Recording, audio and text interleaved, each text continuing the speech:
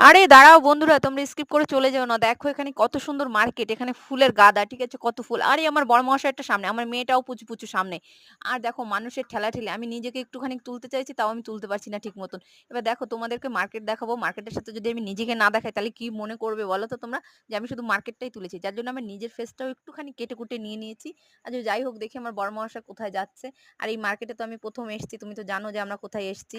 তো আমরা সেখানে ঘুরতে এসেছি মার্কেটে নিয়ে। আমার বড়মশাই ঠেলে-ঠুলে ভিতরে ঢুকেই গেল। তো চলো দেখি আমার বড়মশাই কি দেখে। ও এদিকে চলছে। চলতে, চলতে দেখো কি, কি দেখছে। ও ফুল, দেখো কত ফুল। ফুল দেখে তো আমি পাগল হয়ে গেছি। এখানে কত রকমের ফুল আছে। সে ফুলের কোনো গল্প করে তো লাভ নেই। ও এখানে জামাকাপড় দেখো ঢেলে এখানে জামাকাপড় দেখো ঢেলে, ঢেলে জামাকাপড় বিক্রি করে। কি করছে আমার বড়মশাই?